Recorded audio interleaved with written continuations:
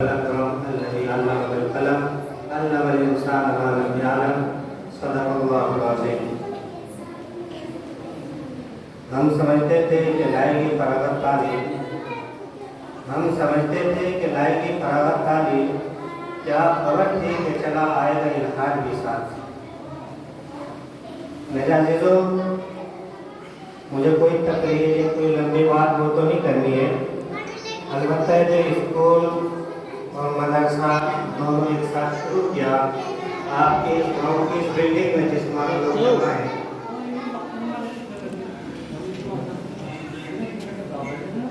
तो इस इदारे का थोड़ा तारुफ मुझको कराना है, इसके बारे में बताना है।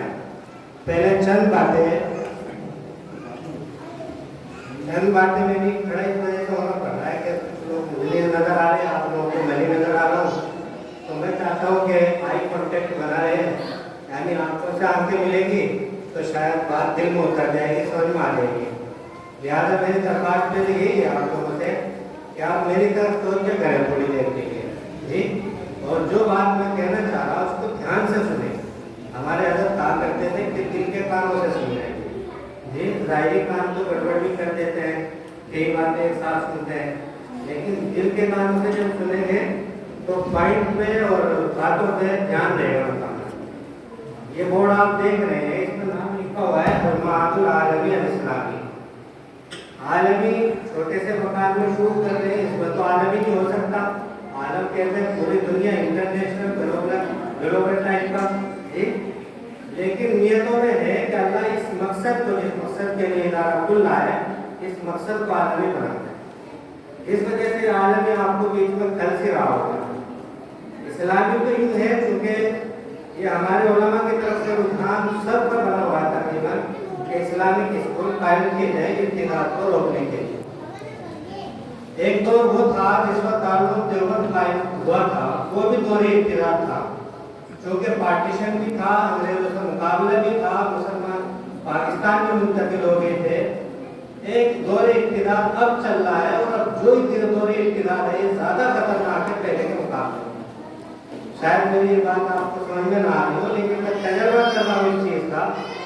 इत्तिहाद कहते हैं अपनी पहचान, अपना मजहब, अपना धर्म, अपने इस्लाम दीन को छोड़कर दूसरे दीन में चले जाने को इत्तिहाद कहते हैं।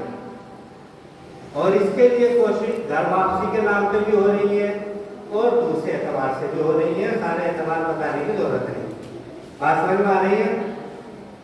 इस पसे मंजर में एक वाक़या मैं थोड़ा सा शॉर्टली हज़रत याकूब अलैहिस्सलाम का बताऊं। हज़रत याकूब अलैहिस्सलाम वो अजीम नबी थे, और उनकी औलादों में भी नबी हुए और उनकी औलादों में नबी चलते रहे जी।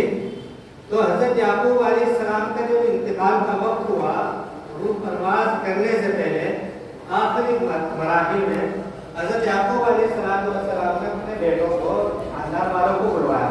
आपको पता है आदमी अगर कोई दुनिया से जा रहा हो, इंतकाल हो रहा हो, तो वो पहले ही कह देते हैं कि मेरी बेटी को भी बुलवाओ, मेरे बेटों को बुलवाओ, वो बुलंद हो रहे, एक बार देख लेंगे, तो इनकी कोई समझ नहीं। आखिरी डॉक्टर अगर याकूब अलैहिस्सलाम ने सबको बुलाया, और एक दर्द था उनके अंदर, और वो दर्द था नस्ल के लिए, आने वाली नस्लों के लिए। बेटे हैं, पोते भी होंगे, पोतों के पोते भी होंगे, सब कुछ होंगे। उनके ईमान की फिक्र वाला दर्द था, मुस्तरिफ थे। उन्होंने एक सबको इकट्ठा हो गए, तो फिर उन्होंने कहा माँ ताबुदून मिन बादी, मेरे बाद किसकी पूजा करोगे, मेरे बाद किसकी इबादत करोगे। मैं गुजारे लग रहा हूँ, मरते वक्त आखिरी वक्त में किस चीज की फिक्र थी, ईमानदारी करने की, ईमान की फिक्र थी ना। तो हज़रत याकूब अलैहिस्सलाम और उनके बेटे और ईमान अक़लियत में थे, माइनॉरिटी थी उस वक्त की, और हज़रत उसके अलावा जो दीगर थे अदर्स, वो अक्सरियत में थे। आपको पता है अक्सरियत अक़लियत को बिगड़ जाती है। अक़लियत को अपने आप को महफूज रखने का, बचाने का एक ही तरीका है, और वो है तालीम। अगर तालीम अक़लियत न अपनाए तो उनके हमसर कभी नहीं हो सकते। تو تعلیم کے بغیر آپ اکثریت کے مقابل کھڑے بھی نہیں ہو سکتے، اپنا حق مانگ بھی نہیں سکتے، لے بھی نہیں سکتے۔ تعلیم ضروری ہے۔ تعلیم کے لیے ایک بات میں بتا رہا ہوں، بہت دیر سے ایک لفظ استعمال ہو رہا ہے، دینی تعلیم اور عصری تعلیم۔ پارٹیشن سے پہلے ہندوستان کے اندر تعلیم کی دینی اور دنیاوی الگ نہیں تھی۔ حضرت مولانا قاسم صاحب نے دونوں تعلیم حاصل کی، اسی کے شاگرد حضرت مولانا قاسم صاحب، مولانا رشید صاحب اور پھر سر سید تو نہیں کے شاگرد تھے مولانا محمود صاحب کے، سب نے دونوں تعلیم، ریاضی کے ماہر، ریاضی میتھمیٹکس کے ماہر تھے ہمارے حضرت مولانا قاسم نانوتوی۔ دارالعلوم کا جو نصاب کبھی میرے پاس کسی ساتھی نے بھیجا، سائنس کا پرچہ دارالعلوم کا، ٹھیک ہے، پرانا پرچہ، تو پتہ چلا کہ دارالعلوم میں سائنس پڑھایا جاتا تھا۔ میری بات سمجھ میں آ رہی ہے آپ لوگوں کو؟ جی، تو حضرت یعقوب علیہ السلام کا یہ جو درد تھا کہ کہیں اقلیت کو اکثریت سے نکل نہ جائے، کہیں میری نسلیں ایمان کا سودا نہ کر جائے، اس وجہ سے بلا کے وصیت کی تھی۔ آج ہم ہندوستان میں اقلیت میں ہے، اکثریت میں، اقلیت میں ہے، کتنے پرسنٹ؟ 20% اور 80%۔ اگر ہم نے تعلیم حاصل نہ کی تو ہم غلامی کی زندگی گزاریں گے، وہ وقت دور نہیں ہے قریب۔ تعلیم کو اپنا لیا تو پڑھ جائیں گے انشاءاللہ۔ جی میرا عزیزوں، تعلیم سے سوچ بدلتی ہے، تعلیم سے سوچ بدلتی ہے، اور جب انسان کی مولود کی سوچ جو ہوتی ہے نا، یعنی باپ دادا سے اسلامی سوچو، یہ سوچو، وہ سوچو، جتنی بھی سوچوں کو بدلا جا سکتا ہے، تعلیم سے بدلا جا سکتا ہے، تعلیم کے بغیر سوچ نہیں بدل سکتی۔ اور انٹرنیشنل لیول پہ یہ سوچ بدلنے کے لیے کہ اسلامی سوچ ختم ہوتے ہیں، جی بڑی تحریکیں چل رہی، یہاں تک کہ میڈیا جتنی محنت اس میں کر رہا ہے کوئی بھی نہیں کر رہا ہے۔ میرا عزیزوں، کوشش کریں گے انشاءاللہ۔ یہ اس ادارے کے قیام کا میں مقصد بتاتا ہوں۔ اس ادارے کا قیام مقصد ہے، دونوں تعلیمیں برابر برابر چل رہی ہیں، اسکول الگ قائم ہے، مدرسے الگ قائم ہے۔ اس کے نقصانات ہمارے سامنے کچھ اس طرح ظاہر ہو رہے ہیں کہ بچے ہمارے مدرسے میں جاتے ہیں اسکول ٹائم سے پہلے، اسکول ٹائم کے بعد، اور جب وہ مدرسے میں جاتے ہیں تو اتنے بچے ہو جاتے ہیں مدرسے میں کہ اس کو بچوں کو کنٹرول کرنا ایک مشکل کام بن جاتا ہے، کیونکہ 8 بجے سے پہلے 7:30 تک ان سب کو کور کرانا ہوتا ہے۔ کیسے کرائیں گے استاد؟ اسکول سے آنے کے بعد پھر یہ سلسلہ بہتانی کا تو عجیب حال نہیں تھا۔ کل پرسوں سے میں کر رہا ہوں کہ ایک ہی دن سے ایگزام لے رہا ہوں بچوں کے، 12 سال کا بچہ، میں نے پوچھا ABCD ختم، اے آپ پوچھا ختم، جی کیوں جی؟ کہ جی سرکاری اسکول میں جا رہے ہیں۔ سرکاری اسکول کے نصاب کا تھوڑا سا بتا دوں آپ کو۔ سرکاری اسکول آنگن واڑی ہے تو یہاں پہ آنگن واڑی، نرسری LKG UKG، دوسرے لفظوں میں کہیں تو نورانی قاعدہ، وہ آنگن واڑی ہے اسکول کی سرکار کے پاس۔ آنگن واڑی میں تعلیم نہیں ہوتی، کھانا پینا ہو رہا ہے کیا؟ تو جس وقت بچے اسکول میں پہنچ رہے ہیں تو وہ بالکل بنیادی ایجوکیشن ABCD الف با تا اے آ اس سے ناواقف ہو کے پہنچے۔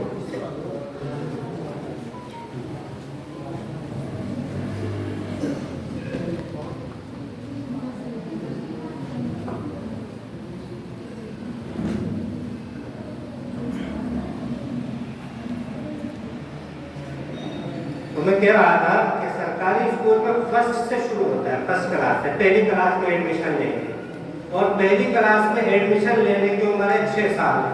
6 سال سے پہلے اگر لے جائیں گے تو ظاہر بات ہے پھر بھی نہیں، تو یہ بنیاد میں کمزوری رہ جاتی ہے بچوں کی۔ ABCD کلیئر نہیں ہو پاتا، ملا کر پڑھنے میں ساؤنڈ کلیئر نہیں ہو پاتے، جی، اور ساری چیزوں میں یہی کوشچن رہ جاتی ہے، تو آگے تک کمزور کمزور کمزور چلتا رہتا ہے۔ اس ادارے کا مقصد بچوں کی فاؤنڈیشن کو مضبوط کرنا ہے، بنیاد کو، مین چیز۔ 12 سال کا بچہ اگر ہے تو اس کی ایج کے حساب سے اس بچے کو 7ویں کلاس میں ہونا چاہیے، 6ٹھی کلاس میں ہونا چاہیے، اور جب وہ ABCD نہیں جانتا ہے یا آگے جانتا ہے کس کلاس میں ہوگا بتائیے؟ کوئی فکس نہیں ہے۔